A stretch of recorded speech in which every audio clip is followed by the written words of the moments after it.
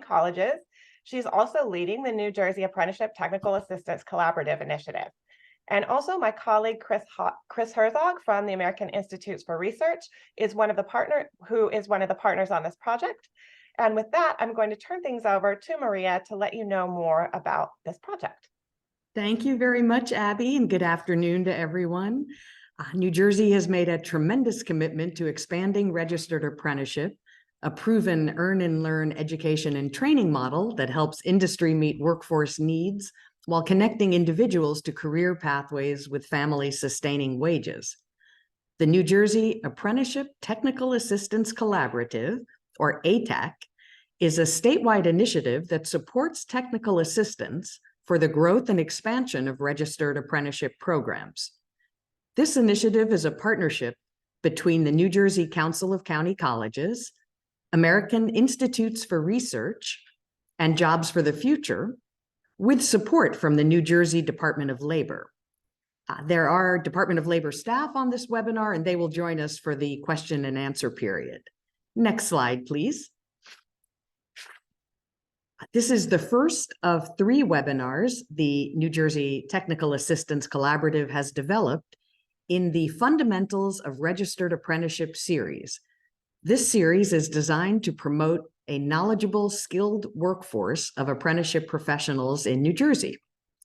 We hope you will join us for all of the webinars, and just a reminder that the recording will be available on the New Jersey Council of County Colleges A-TAC website if you miss one. And with that, I will turn it over to my colleague, Chris Herzog. Thank you. Thanks so much, Maria. Pleasure to see all of you here today. Oh gosh, sorry about that. Minor slide issue. Apologies. So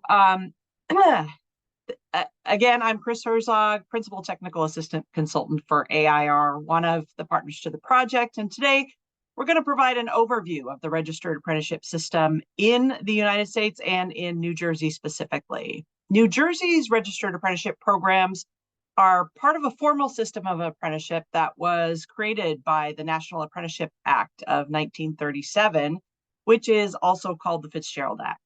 Apprenticeship training already existed in the US and really was a critical part of building our nation since its foundations. However, before the passage of the National Apprenticeship Act, there were not protections for apprentices in terms of safety and pay.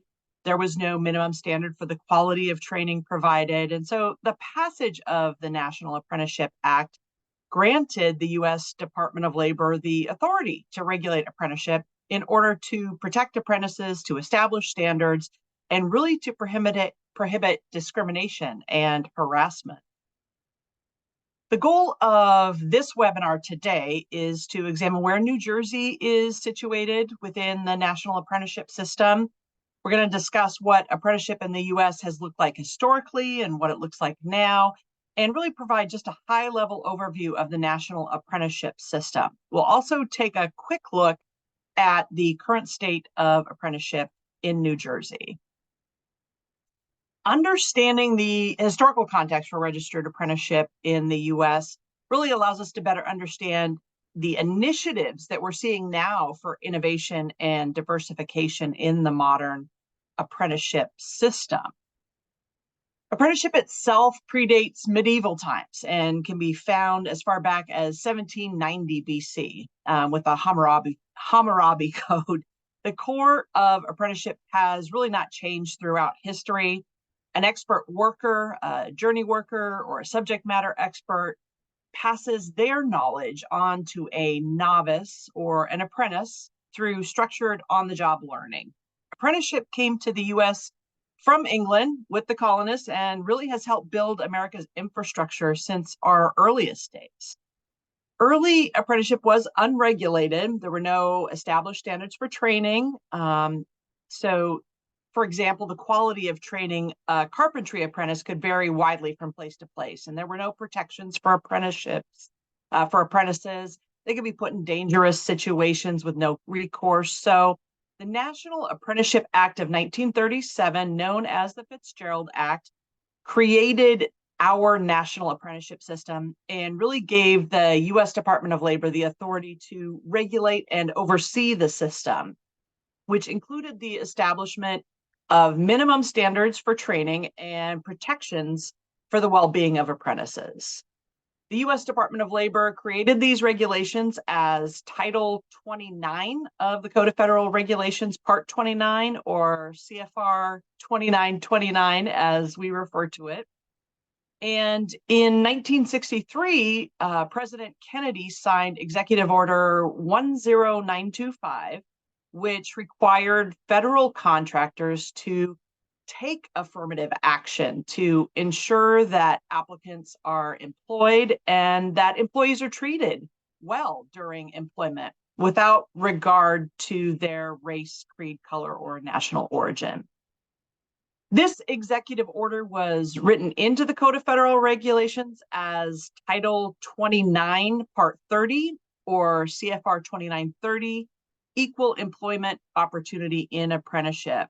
And that requires sponsors of apprenticeship programs to provide equal opportunity for participation in apprenticeship. It also helps protect apprentices from discrimination based on age, race, ethnicity, creed, color, national origin, and require sponsors to adopt affirmative action plans to promote equal opportunity for individuals. It wasn't until 1971 that non-discrimination on the basis of sex was included. And then in 2017, CFR 2930 was updated to include goals for individuals with disabilities to participate in apprenticeship and to also include strategies for apprentice retention in affirmative action planning. Historically, apprenticeship provided skilled workers necessary for communities to develop and to thrive. And the value of apprenticeship continues to grow for individual apprentices, for employers, and for communities. And so if you're going to be sharing the value of apprenticeship with folks in the future, it's important to understand what those benefits really are for each of our different audiences. So for individual participants or apprentices, they receive paid on-the-job learning. They earn progressive wage increases and gains related to education that can result in a degree or certification. They accrue little to no student debt, and at the same time, they're earning a portable national credential.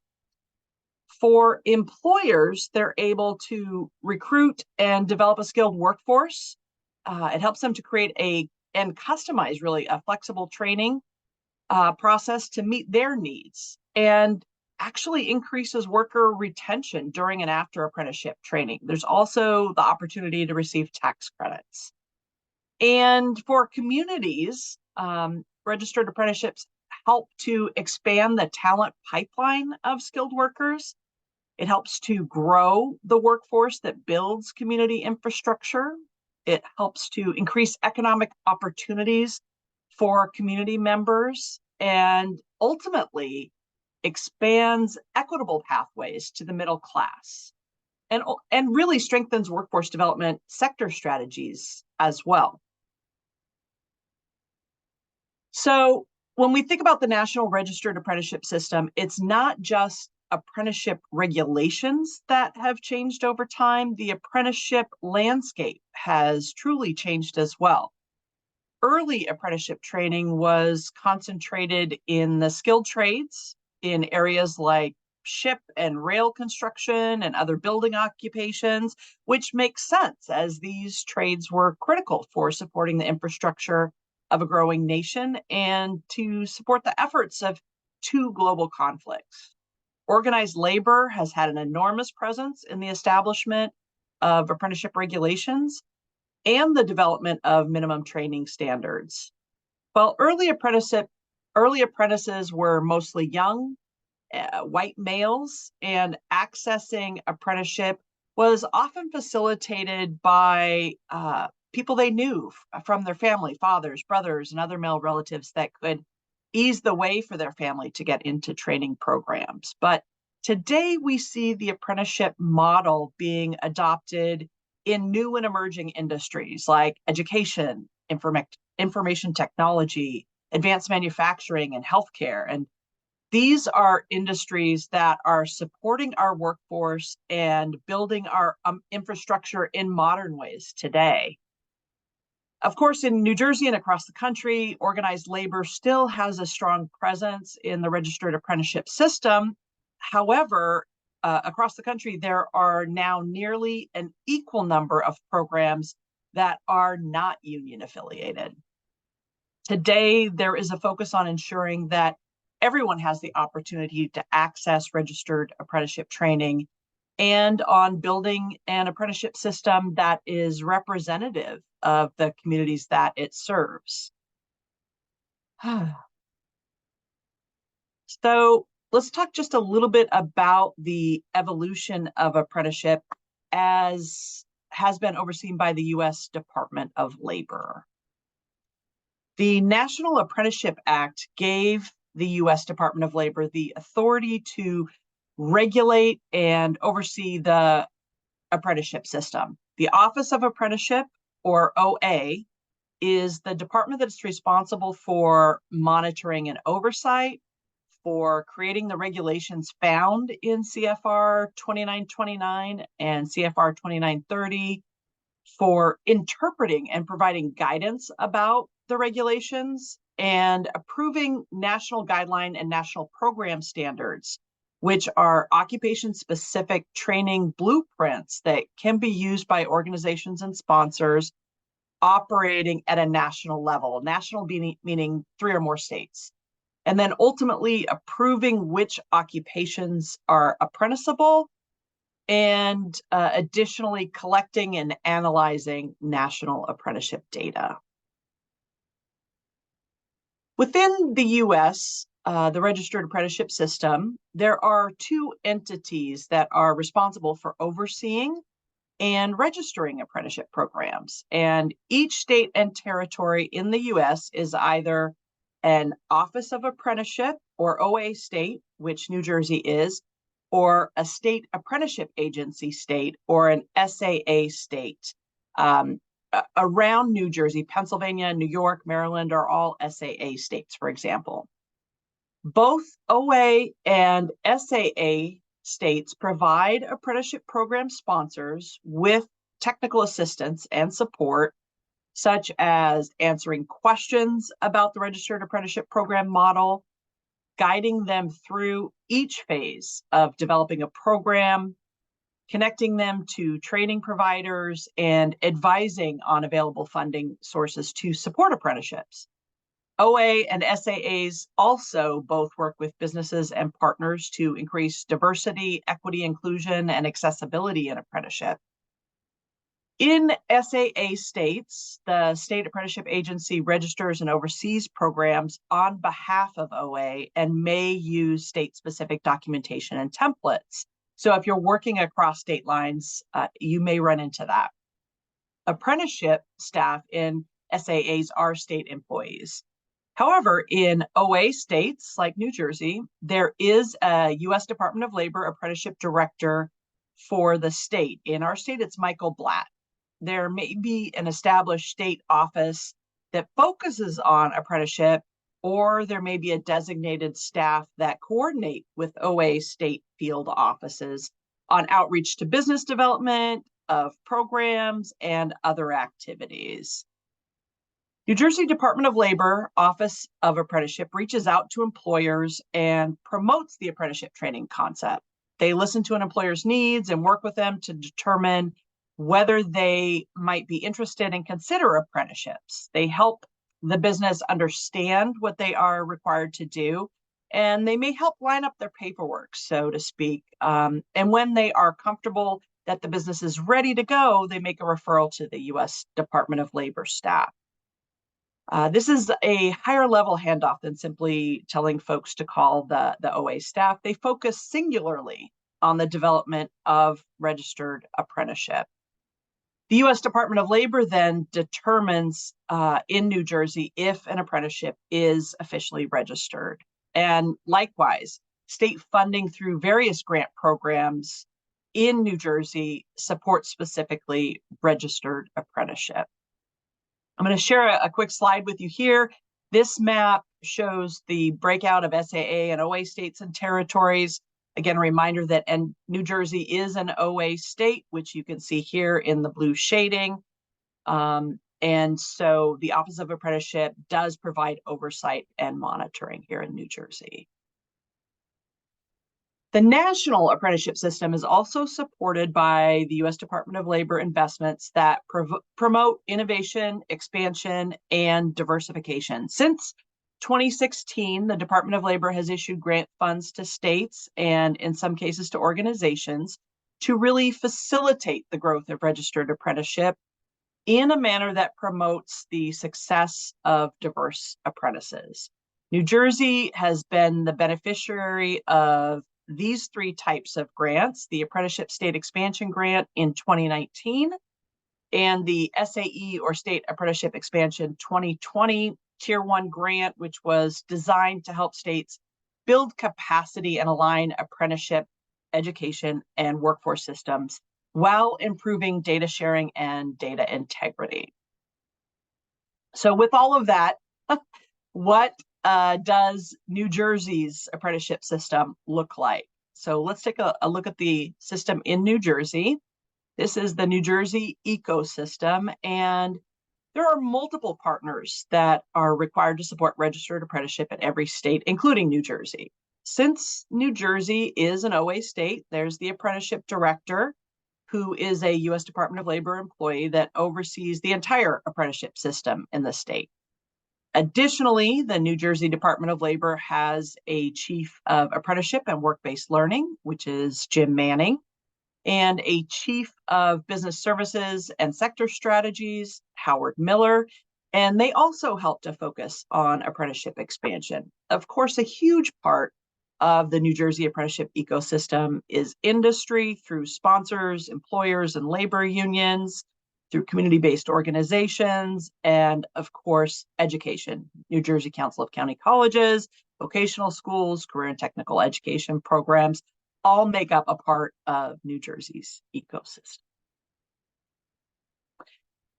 So with that, we are excited to share that there are over 1,100 registered apprenticeship programs in New Jersey in occupations that range from construction to healthcare to hospitality and transportation.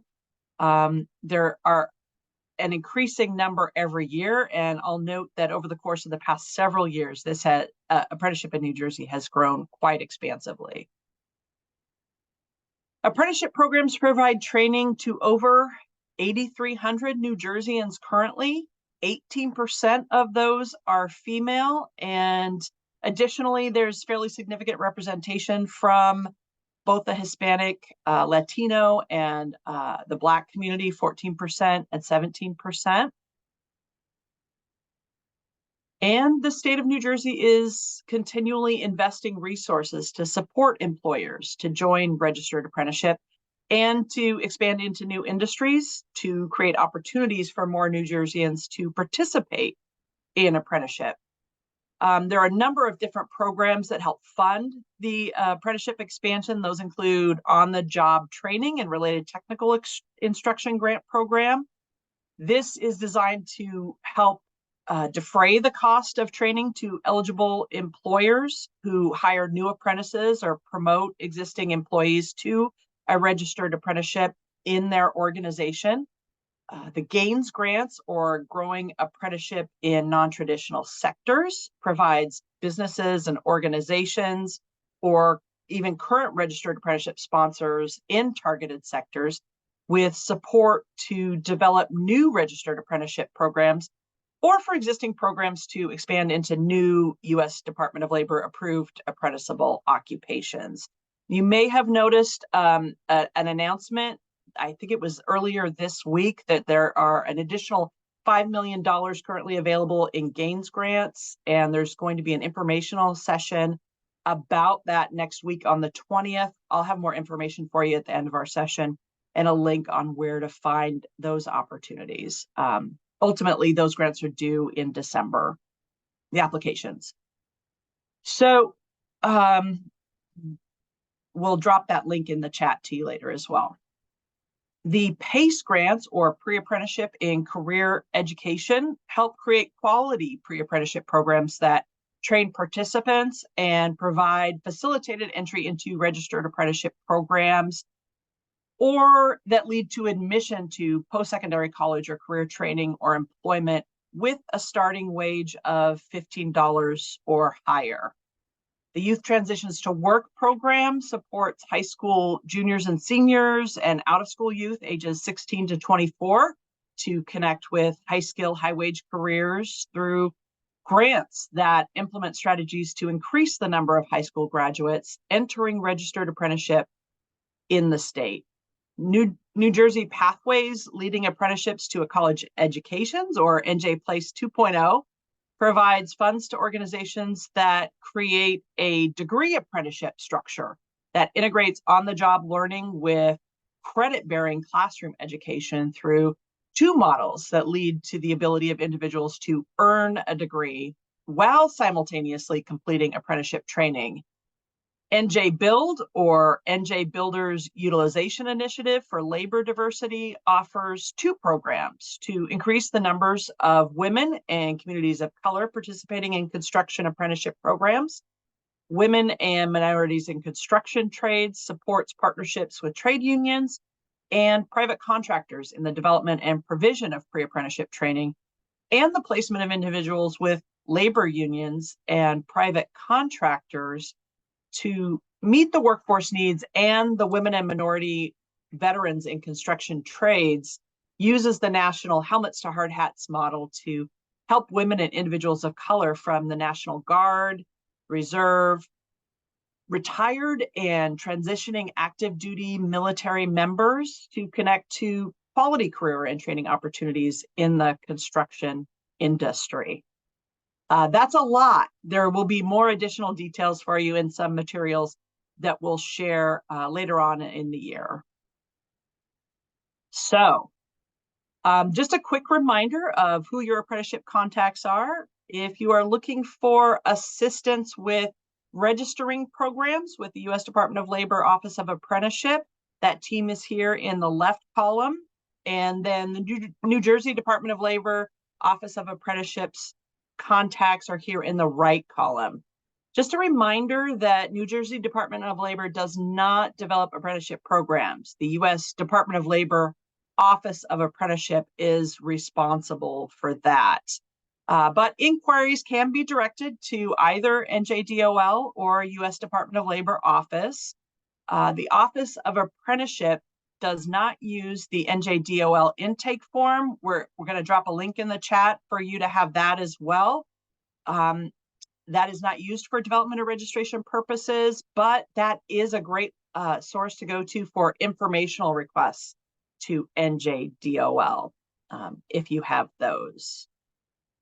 So a lot of information in a very short period of time, but we're going to offer you the opportunity to ask some questions. I'm going to ask Maria to come back on screen, see if we have any questions that we can answer here. Please drop those in the Q&A. It looks like we've had a few included in here. There's a question from Fran, Maria, about which colleges are participating in NJ Place 2.0. Do you happen to know? I don't offhand, and I don't know if one of our New Jersey DOL colleagues has information on that. If not, I will find out and let everyone know after the fact. Okay, terrific. Thanks, Maria. So we will find out and get back to you all on that. Any other questions that folks might have they want to drop into the chat?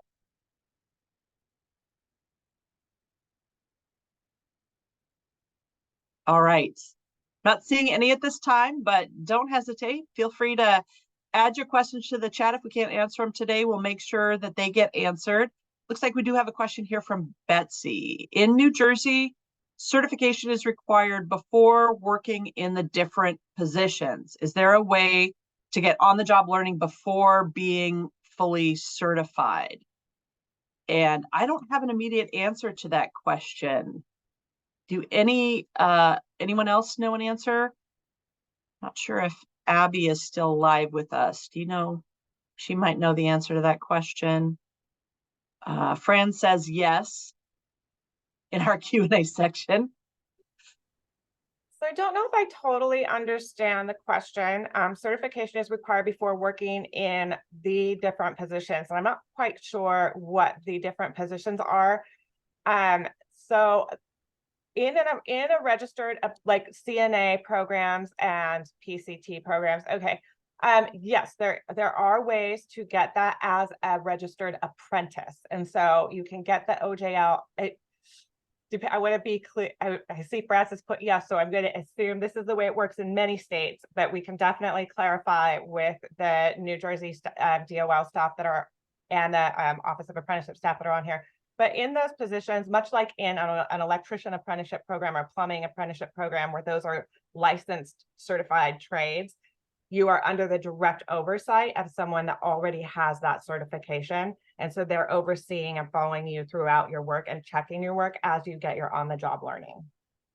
I would definitely double check that with your state New Jersey folks, but that's generally how licensed trades and certified trades work. Okay, Lori, or Fran, it looks like you have your hand up. Yeah, can you hear me? Yes, sure can. Thanks. If that's Betsy Reed in Cape May, and I'm not sure that's who it is, but if she's talking about the issue of just being able to work with someone and fund them without the certification, I mean, that's a whole, in my mind, that's the whole purpose of a registered apprenticeship structure, is to have them engaged so that they're earning money while they're building that skill level towards certification. And we could also talk about that in relation to the incumbent worker training as well. Yeah, that's right. Thanks so much, Fran. Yep. Appreciate it. Okay. All right, we'll go ahead and move on. If you do have an additional question, drop it in the Q&A section for us. All right, so I do see another question, Chris, and it says from Bonnie, it says job seekers who have never been involved in apprenticeship sometimes ask if they will ever have to pay to be in a program, and if so, what are the costs? What is the best response for them? So I can take that. So there is a huge variance across programs as to whether or not an apprentice would have to pay. And that can be in relation to, are there community college courses that are associated with getting their related supplemental instruction. And so the best answer for this is to check directly with the very specific program that you're going into. The idea behind apprenticeship is that it offsets those costs. So a lot of times employers will pay into to be able to offset some of the costs of taking those classes. Sometimes there are Perkins funds or other grants available to offset those costs as well. So it really is specific to each apprenticeship program, and you should be able to find that out by contacting the main person that's responsible for recruiting folks into that program. thanks so much, Abby.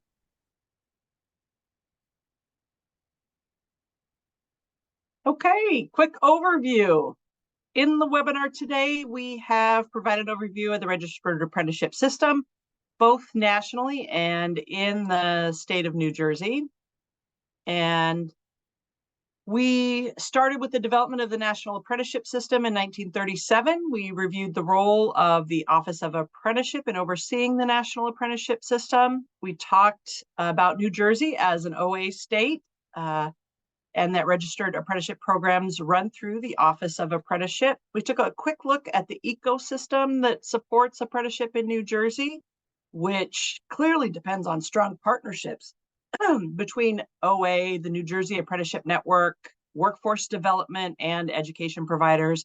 And lastly, we examined the investments that the state of New Jersey is making to support access to registered apprenticeship opportunities, to help support employers who participate in registered apprenticeship programs, and to expand the use of apprenticeship models in non-traditional industries.